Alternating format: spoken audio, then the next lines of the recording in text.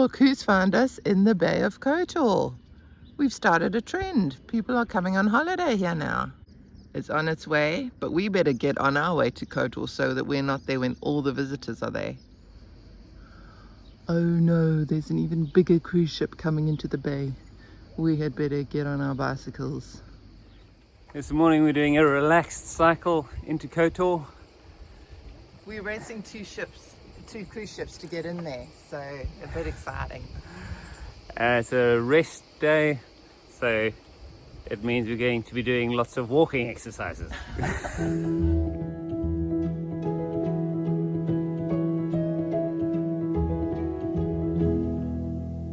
There you can see Kotor in the distance. The sun's peeking through, and you can see on that ridge line there's a castle wall going all the way up, protecting the old city. Quite formidable. Ethel's trying out the cannon at the main gate of the Kotor Old City. We've just arrived in the old village of Kotor, which was one of those run by the Venetians. So many little alleyways here. Beautiful things for sale. We're at the northern city gate. The city's source of water. And are we going to get up there? Interestingly, this gate has got the winged lion of Venice at the top, whereas the other one had been replaced by the communist star. So back in the day, the Venetians were scared of the Ottoman raids, as were the Montenegrins and the Slavic people. But at the moment, we're just scared of the cruise ship raiders coming to take over. And there they are, they've arrived. They have arrived. The fortress is not accessible from this side, and the city walls are now a place for drying washing. No longer is this a city of defense, it's a city of tourism. There's the Montenegrin flag with the Habsburg eagles. Our foray up to St. John's Fortress at the top has been thwarted by the power of the euro and the lack of power in my flip-flops. Were we expecting a fortress today, Ethel? Yes. No, we weren't. Kotor, the place for cruise ships of all shapes and sizes, from sailing ships to massive big cruise lands.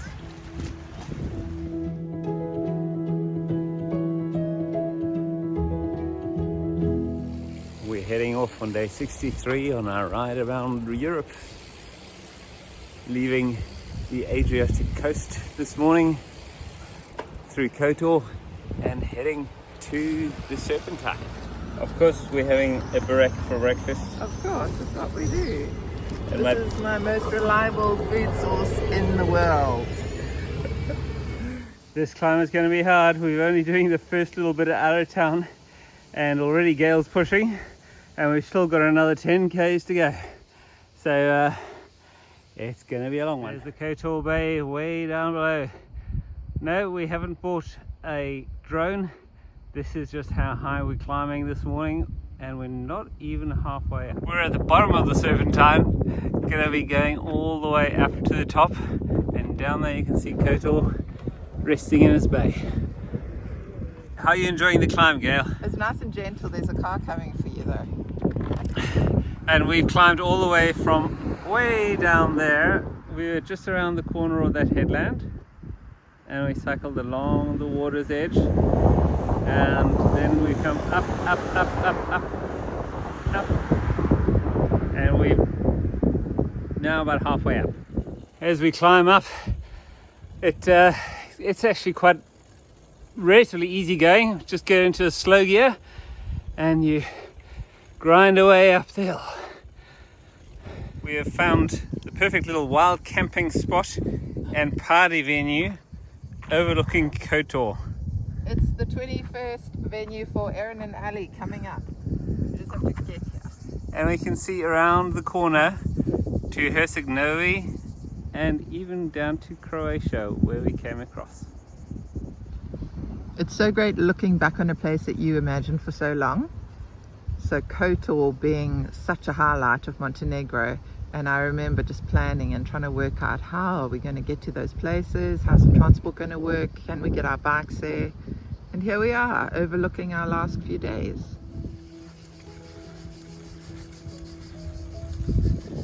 Hello, I'm getting there.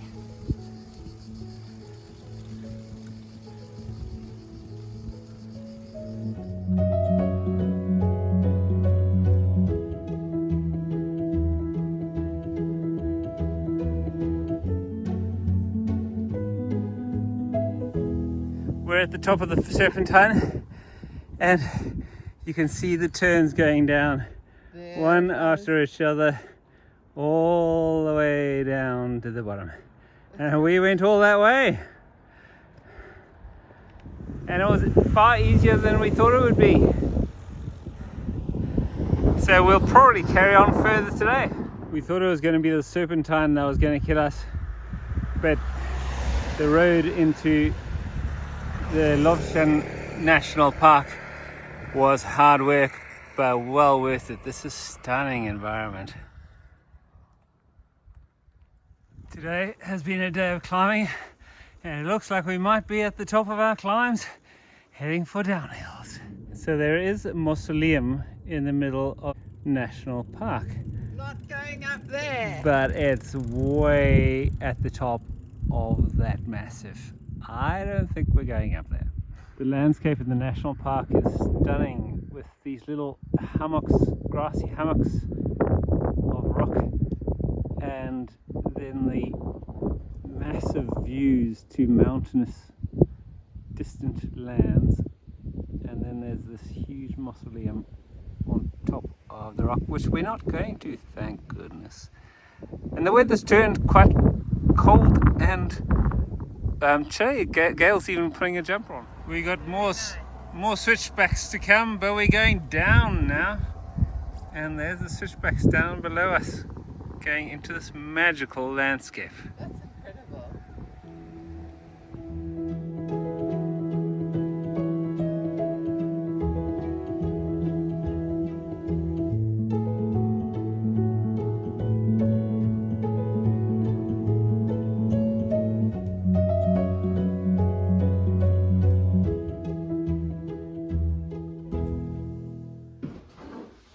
Our sweet and very quaint accommodation in Cetinje. And we go down to the lower floor and it gets interesting. The old British Embassy is now the musical academy, and so you walk past and there's quite a range of music coming out the windows.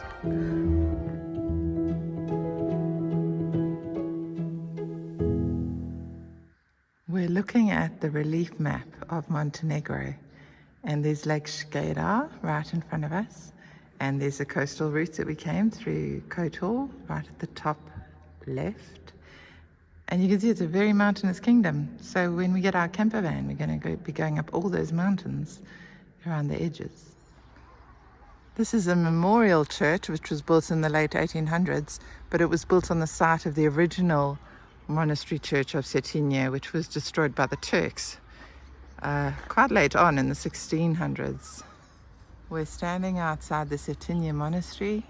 Looks like a beautiful building to go explore. Unfortunately, looking at Ethel's knees will be corrupting to whoever's in there. So Ethel's not going in. I'll Ethel, try. you are immoral. The mausoleum of Danilo, who was a very influential prince here in the late 1700s. Overlooking the city of Cetinje. The historic capital until 1916. We're standing up at Eaglestone looking down on the old city of Cetinje, which was the capital of Montenegro. And we're looking out as well in the opposite direction of the national park, looking at Cetinje National Park, where we cycled down from yesterday. Such a stunning landscape with all the rock everywhere. And there's the mausoleum. You can hardly see it, but at the very top there is the mausoleum of the Chekhov's dynasty. We just couldn't go up there. We were too tired. We'd already done 1,500 meters ascent. but stunning pathways down through the national park. Absolutely beautiful, that national park. Gail's been teaching herself Cyrillic and trying to translate that inscription on The powerful fairy. That's what it says. Statue. Behold the powerful fairy. She just made that up. We're so impressed with all these public parks in Cetinje. They planted these beautiful trees, and now there's shade for future generations. That's what all cities need. This really livable park. We've enjoyed our accommodation here in the centre of Cetinje, which is a lovely little city. Definitely recommend coming here. We're heading down the main street of Cetinje and on our way to... Straight on along. Ulica Ivana Crnojevica. Down the main street, which last night was a big party area, and now Saturday morning people are waking up, getting about their business. Cetinje is a happening place. It might be small, but it holds a big punch. So welcoming and homely and lovely.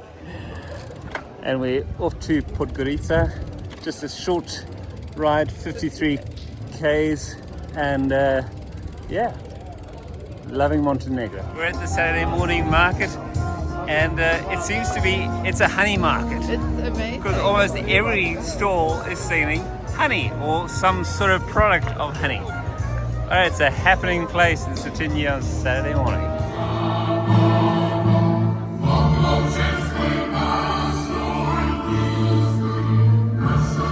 There's our destination, disappearing down the mountain to the lake of Kotor and Podgorica. Goodbye to the mountains for a little while, but then we're getting in a hired car and going back up the mountain. We're riding along a very busy road, but we're getting off that now, which is good. Now this is definitely much preferable, being on a little back road going through the mountains. Enough adrenaline for one day. Yeah, I've still got the adrenaline pumping through my stomach. That was fast and a little scary. Here's a little Montenegrin village just tucked away in the mountains with the fields down at the bottom, and it's really nice going along this road even though there's some hills. Not too many.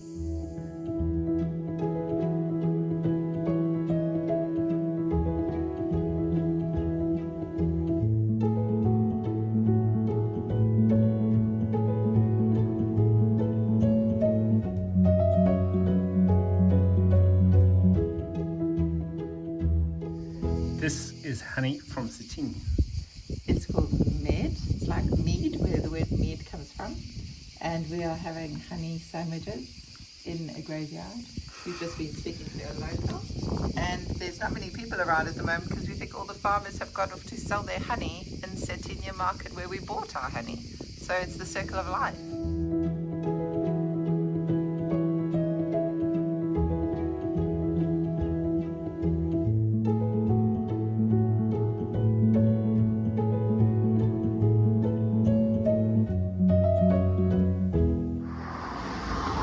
We've arrived in Podgorica and a lovely cooling view of the river as we're closing in on the center of town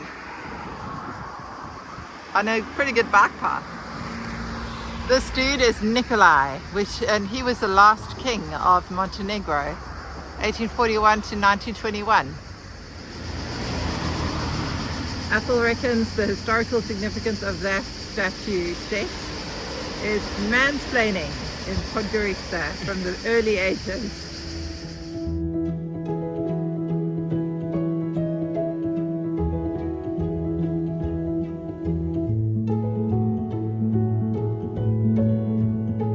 Now, I was mocking Gail's Cyrillic reading skills earlier in an earlier video, but she's now quite good, and she interpreted that without any help. Let me introduce you to Peter. Oh, I forgot the second one. Petrovic Niegos. And there's lots of reasons why those letters come together. Hello, Peter. Well done, Gail. Fan of this guy's music. Vladimir. Yeah, He's good. he's brilliant.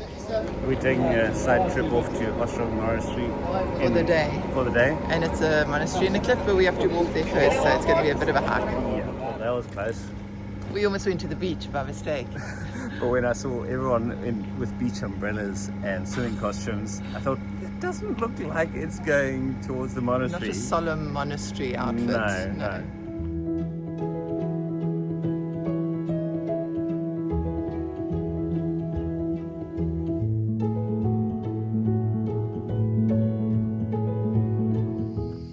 We found the sign after arriving at the train station and we're on our way up. Dun, dun, dun.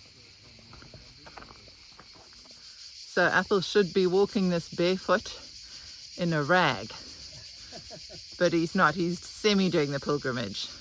And there we have our first sighting of the monastery, hidden up in the cliffs. Very beautiful.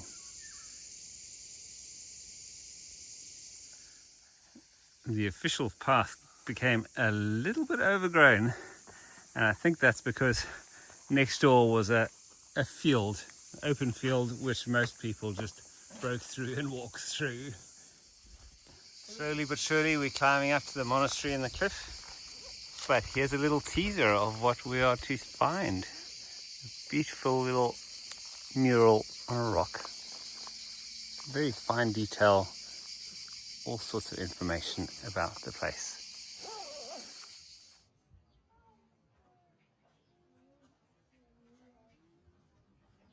It was a beautiful experience going into the monastery, but it's very obvious that we were not local, and the priest actually said to us in English, "Carry on," because you could see we didn't know the routine and we were looking at the pictures.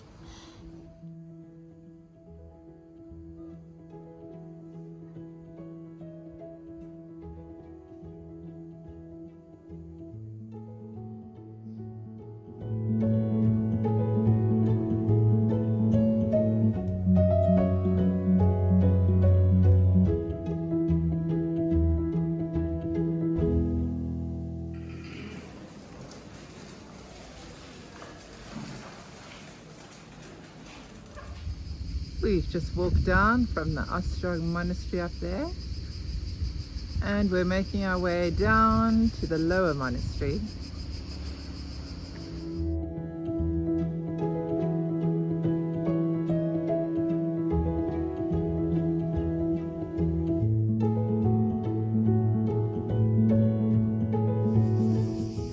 There's two baby birds being fed by their mother in the train station at Ostrog.